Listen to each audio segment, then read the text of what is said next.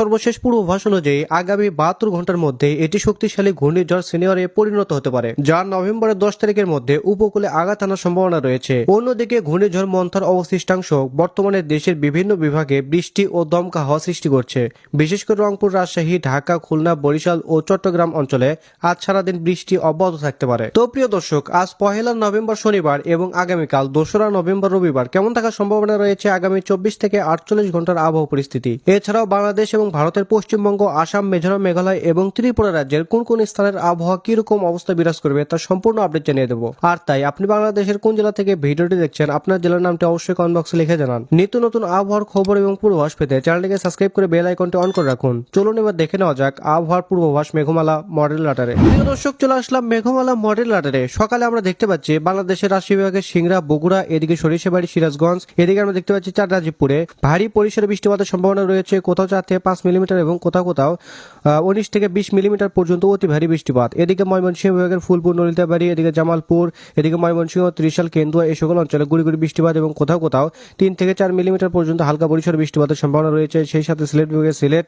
জয়ন্তাপুর, এদিকে চটকবাজার, বিশম্বরপুর, ফেনারবাগ, জগন্নাথপুর এই সকল অঞ্চলে হালকা পরিসরে বৃষ্টিপাতের সম্ভাবনা। এদিকে ঢাকা বিভাগের নগরপুর, এদিকে আমরা দেখতে পাচ্ছি সিরাজগঞ্জ, বাঁকুড়া, বেড়া, পাবনা, এদিকে পাংশা, এদিকে ফরিদপুর, বালিয়াকান্দি, মাগুরা, মকসুদপুর, এদিকে শিবচর এই সকল অঞ্চলে কোথাও কোথাও 6 থেকে 7 মিলিমিটার এবং কোথাও কোথাও 8 থেকে 9 মিলিমিটার পর্যন্ত বৃষ্টিপাতের সম্ভাবনা। এছাড়াও লোহাগাড়া, যশোর, খুলনা, এদিকে সাতক্ষীরা, শ্যামনগর এই সকল অঞ্চলে 5 থেকে 6 মিলিমিটার পর্যন্ত হালকা পরিসরে বৃষ্টিপাত হচ্ছে।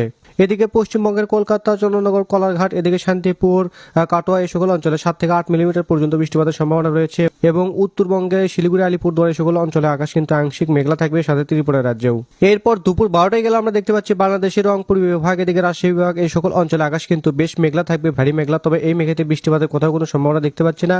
তবে আমরা দেখতে পাচ্ছি ময়মনসিংহ বিভাগের ফুলপুর, নলিতাবাড়ির দিকে জামালপুর, জলছাত্র, সরিষাবাড়ির দিকে ত্রিশাল, ভালুকা, কেন্দুয়া, নেত্রকোনা এই সকল অঞ্চলে 9 থেকে 18 মিলিমিটার পর্যন্ত অতি ভারী বৃষ্টিপাতের সম্ভাবনা রয়েছে, হালকা বজ্র সহ। এদিকে কালিহাতী, সিরাজগঞ্জ, টাঙ্গাইল, বানিস্থলী, নগরপুর, কাপাসিয়া, এদিকে কাটিয়াদি, এদিকে ইতনা, বালিয়াগঞ্জ, এদিকে সিলেট বিভাগের সিলেট, চটকবাজার, বিশম্বরপুর, এদিকে ফেনারবাগ, জগন্নাথপুর, বালিয়াগঞ্জ, জকিগঞ্জ এই সকল অঞ্চলে কোথাও কোথাও 4 থেকে 5 মিলিমিটার এবং কোথাও কোথাও 10 থেকে 12 মিলিমিটার পর্যন্ত ভারী পরিসরে বৃষ্টিপাতের সম্ভাবনা।